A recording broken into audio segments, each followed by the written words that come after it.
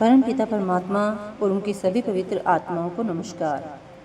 संत नामदेव जी कहते हैं कि मेरा मार्ग अलग ही है, उससे मुझे सब कुछ प्राप्त हो गया है और अब परमात्मा ही मुझे ढूंढने आएगा।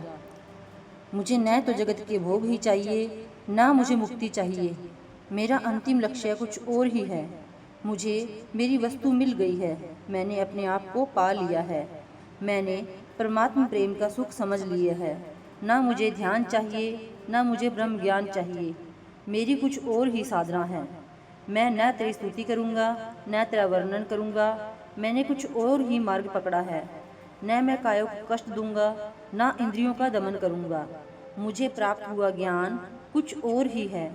जीवन मुक्त होकर मैं नाम का भजन करूँगा। नामदेव जी कहते हैं कि फिर तू ही मुझे ढूंढने आएगा। जिस तरह पारस के संग से लोहा सोना हो जाता है, उसी तरह संत समागम से परमात्मा प्राप्त होते हैं। जिस तरह भंवरे के ध्यान से कीट भी उसी का रूप हो जाता है, उसी प्रकार संत के ध्यान से मनुष्य परमात्मा हो जाता है। जिस तरह चंदन के समीप होने से उसकी खुशबू द्वारा सब पेड़ पौधे सुगंधित हो जाते हैं, उसी तरह संत के समीप से परमेश्वर की प्राप्ति होती है।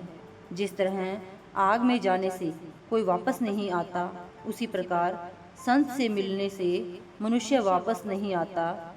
इसका मतलब आवागमन का चक्कर खत्म हो जाता है। जिस तरह नदी सागर में मिलकर सागर का ही रूप बन जाती है, उसी तरह संतों के संग में जीवात्मा परमात्मा को पा जाता है। नामदेव जी कहते हैं कि हे परमात्मा, हमें संतों का संग दे। हे पिता, मैं तुमसे और कुछ नहीं मांगता। साधु की संगत ही सर्वश्रेष्ठ है। उसके बिना भव रोग नहीं मिटता, जन्म मरण का दुख नहीं छूटता। संत श्रेष्ठ हैं। इस कलयुग में केवल संत ही श्रेष्ठ है। संतों की देह रूप से भ्रम में नहीं आना चाहिए। वही संसार के सारे जीवों में है। गायें सबको दूध देती है, उसी प्रकार संत अपनी कृपा निरंतर सब पर करते रहते हैं।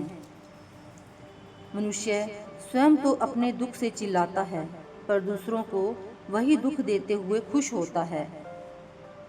मन अपनी करनी पर नहीं सोचता, फिर भगवान को दोष देता है।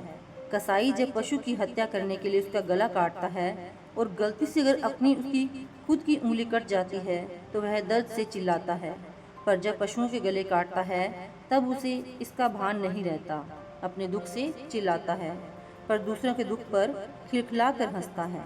डाकू जब मनुष्य का पूरा घर लूट लेते हैं और उसकी सारी कमाई और धन ले जाते हैं तो वह दुख से रोता चीखता है, पर जब वह औरों को ठगता या लूटता है तब उसे इसकी याद नहीं आती। सुनार के घर जब डाका पड़ता है और उसका अपना और दूसरों से ठगा हुआ सोना भी लूट जाता है, तब गया हुआ सोना अपना समझकर छाती पीट पीट कर रोता है। उस समय वह भूल जाता है कि उसने भी बहुतों को इसी तरह लूटा है। भिखारी जब खाना मांगने घर पर आता है तब घर वाला सिर ठोक कर कहता है, हे देव, मैं क्या करूं? लेकिन दूसरों से लेने में सुख मानता है। देते वक्त उसका कलेजा फटता है।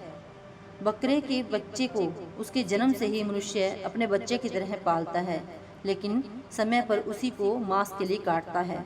जब खुद के गले में फांसी का फंदा पड़ता है तो वह चिल्लाता है कि मेरा क्या कसूर है, लेकिन उसने कितने जीवों को मारा है यह भूल जाता है। संत नामदेव जी कहते हैं कि जगत में दिखाई देने वाली अनेकता दिखावा व धोखा मात्र है। इसके पीछे काम कर रही शक्ति ही केवल सत्य है। द्वैत माया का पैदा किया हुआ भ्रम है। इस असलियत का ज्ञान प्राप्त करने में ही इंसान का छुटकारा है, नहीं तो वह दिखाई देने वाली अनेकता की भूल भुलैया में फंस कर रह जाएगा।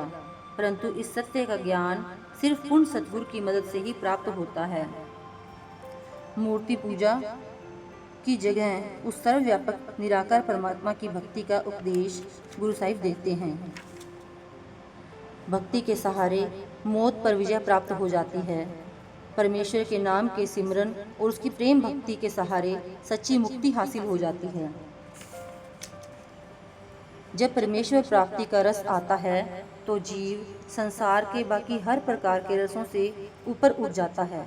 परमात्मा का प्रेम प्यार सांसारिक मोह प्यार को समाप्त कर देता है। यह रस या प्रेम संतों की दया मेहर से और उनकी बताई हुई युक्ति पर चलकर ही प्राप्त होता है। Thank you.